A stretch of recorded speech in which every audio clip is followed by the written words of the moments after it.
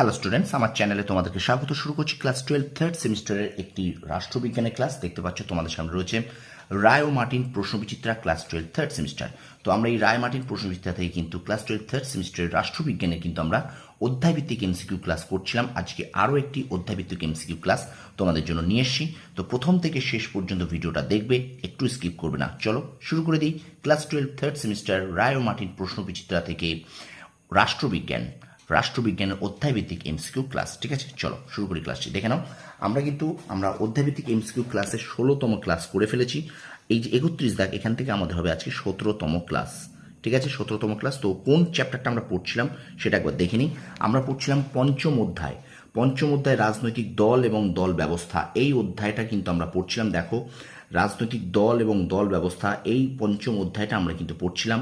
তো এখান থেকে আমরা 16তম অধ্যায় আজকে এখানে শেষ করেছি, 16তম পর্ব, অর্থাৎ পঞ্চম অধ্যায় এটা। ঠিক আছে, তো আজকে 17তম পর্ব শুরু করছি। প্রথম থেকে শেষ পর্যন্ত ভিডিওটা দেখবে। ঠিক আছে, তো চলো ক্লাস 12 থার্ড সেমিস্টার রাষ্ট্রবিজ্ঞানের পঞ্চম অধ্যায় রাজনৈতিক দল এবং দল ব্যবস্থা, রায় ও মার্টিন প্রশ্নবিচিত্রা থেকে। ঠিক আছে, চলো শুরু করি ক্লাসটি। দেখে নাও, 17তম ক্লাস আজকে। দেখে নাও, চ্যাপ্টারটির নাম কিন্তু রাজনৈতিক দল এবং দল ব্যবস্থা। ওকে, চলো। কার নেতৃত্বে দ্বিতীয় ইউপিএ সরকার গঠিত হয়েছিল? উত্তর হবে কিন্তু মনমোহন সিং। পরের প্রশ্ন দেখো, স্তম্ভ মেলাও আছে এখানে। স্তম্ভ মেলাতে হবে এখানে 1-এর ডি, 2-এর সি, 3-এর এ, 4-এর বি। দেখো, ও স্তম্ভ মেলাটা তোমরা দেখে নেবে। স্তম্ভ উত্তর হবে 1-এর ডি, 2-এর সি, 3-এর এ, 4-এর বি। ঠিক আছে, আচ্ছা। পরের প্রশ্ন, রাজনৈতিক দলগুলি নির্বাচনী প্রতীক চিহ্ন প্রদান করে নির্বাচন কমিশন। পরের প্রশ্ন, জাতীয় এবং রাজ্য দল উভয়েরই স্বীকৃতির ক্ষেত্রে মানদণ্ড নির্ধারণ করে ড্যাশ নির্বাচন কমিশন। পরের প্রশ্ন দেখো, ভারতের ড্যাশতম সংবিধান সংশোধনের মাধ্যমে রাজনৈতিক দল আইনগত স্বীকৃতি লাভ করে? 52তম। আচ্ছা, একদলীয় ব্যবস্থা প্রচলিত আছে চীনে। যেখানে বিরোধী দল নেই সেখানে গণতন্ত্র নেই, কে বলেছেন? আইভর জেনিংস। আচ্ছা, পরের প্রশ্ন, বিজেপির জন্ম হয়েছিল 1980 6 এপ্রিল। পরের প্রশ্ন দেখো, রাজনৈতিক দলের গুরুত্বপূর্ণ কার্যাবলী হলো, এখানে দেখো রাজনৈতিক দলের গুরুত্বপূর্ণ কার্যাবলী আছে মনোনয়ন, প্রার্থী মনোনয়ন ও নির্বাচনী প্রচার, রাজনৈতিক শিক্ষার বিস্তার, এখানে আছে সরকার গঠন, নীতি নির্ধারণ, নানা সমস্যা নির্বাচন। এখানে কিন্তু হবে জনসমর্থন আদায়, এখানটায় কিন্তু হবে। ঠিক আছে, তো স্টুডেন্টস ভিডিওটা অবশ্যই কিন্তু লাইক করবে, শেয়ার করবে বন্ধুদের মাঝে বেশি করে। আর যারা আমার চ্যানেলে নতুন আছে তারা অবশ্যই কিন্তু চ্যানেলটা সাবস্ক্রাইব করো, কারণ আমি কিন্তু তোমাদের ক্লাস 12 থার্ড সেমিস্টারের রায় মার্টিন প্রশ্নবিচিত্রা থেকে কিন্তু মডেল কোশ্চেন সেট করাচ্ছি। বাংলা, ভূগোল, ইতিহাস, এগুলো রাষ্ট্রবিজ্ঞান, এগুলো কিন্তু অলরেডি আমি শুরু করেছি, এবং আরও অন্যান্য যে সাবজেক্টগুলো তোমাদের আছে সেগুলো কিন্তু আমি তোমাদের মডেল সেট করাবো। ঠিক আছে, আগে অধ্যায়ভিত্তিক এমসিকিউগুলো শেষ হইলে। ঠিক আছে, তো অবশ্যই কিন্তু চ্যানেলে নতুন হলে চ্যানেলকে সাবস্ক্রাইব করো, পাশ থেকে বেল আইকনটি প্রেস করে রাখো। ঠিক আছে, চলো আমরা ভিডিওটা কন্টিনিউ করি। একটু লাইক করে আর শেয়ার করে দাও। দেখো, আচ্ছা, এবার দেখো, আঞ্চলিক দলের উদ্ভবের কারণগুলি হলো, এখানে দেখো, এখানে কিন্তু হবে ভাষাগত কারণ। আঞ্চলিক দলগুলির উদ্ভবের কারণ কিন্তু ভাষাগত কারণ। এখানে অনেকগুলো কারণ আছে। ঠিক আছে, তার মধ্যে ভাষাগত কারণ একটা। তারপর দেখো, বর্তমানে ভারতীয় সংসদের বিরোধী দলটির নাম কংগ্রেস। ঠিক আছে, আচ্ছা, ভারতীয় সংবিধানে কি দল ব্যবস্থা উল্লেখ আছে? ভারতীয় সংবিধানে কি দল ব্যবস্থা উল্লেখ আছে? আছে। ঠিক আছে, পরের প্রশ্ন, 1967 সাল পর্যন্ত ভারতে কোন রাজনৈতিক দলের আধিপত্য ছিল? ভারতের জাতীয় কংগ্রেস। আচ্ছা, বিভিন্ন রাজনৈতিক দলের সমবেত হয়ে সমৃদ্ধ সরকার গঠনের প্রয়াসকে আধুনিক রাজনীতিতে বলা হয় জোট রাজনীতি।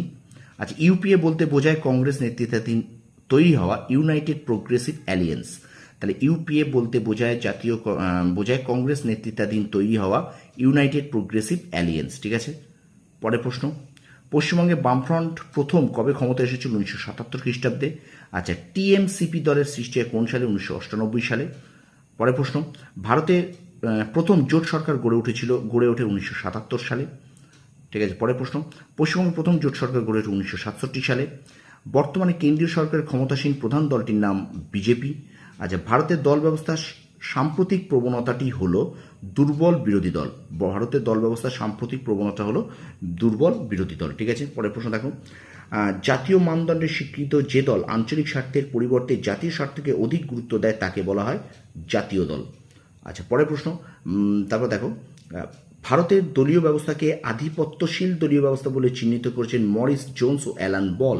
ঠিক আছে, মরিস জোনস ও অ্যালান বল। ওকে, আচ্ছা, এবারে দেখো, তোমাদের জন্য 54 দেখো, ভারতবর্ষের জাতীয় দলের স্বীকৃতি লাভ করতে হলে যে দুটি শর্ত পূরণ করতে হবে, এখানে তোমাদের শর্তগুলোকে একটু একবার চোখ বুলিয়ে নাও তোমরা শর্তগুলোকে, ঠিক আছে? আমি আর পড়ছি না। দেখো বিবৃতি 1 বিবৃতি 2 দুটো বিবৃতি আছে। একটা বিবৃতি দেখো, লোকসভা ও বা বিধানসভার সাধারণ নির্বাচনে যে কোনো 4 বা তার অধিক সংখ্যক রাজ্যে প্রদত্ত মোট বৈধ ভোটের 6% পাওয়া আবশ্যিক।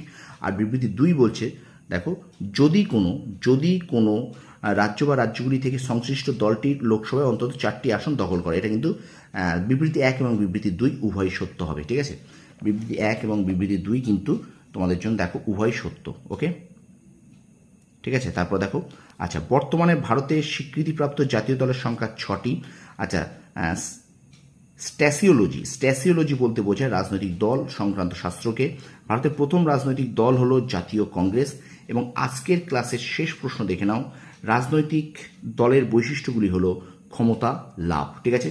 তো এই ছিল আজকে তোমাদের জন্য ক্লাস 12 থার্ড সেমিস্টারের রায় মার্টিন প্রশ্নবিদ্যা থেকে রাষ্ট্রবিজ্ঞানের কিন্তু আজকে আমরা 17তম ক্লাসটি শেষ করলাম, ঠিক আছে? তো ভিডিওটা ভালো লাগলে অবশ্যই কিন্তু লাইক করবে, কমেন্ট করবে, বন্ধুদের মাঝে বেশি বেশি করে শেয়ার করে দেবে। আর আমার চ্যানেলে যারা নতুন আছো তারা অবশ্যই কিন্তু চ্যানেলটাকে সাবস্ক্রাইব করো, পাশে থাকা বেল আইকনটি প্রেস করে রাখবে, ঠিক আছে? তোমরা সফল হও, তোমাদের সাফল্য কামনা করি। ধন্যবাদ।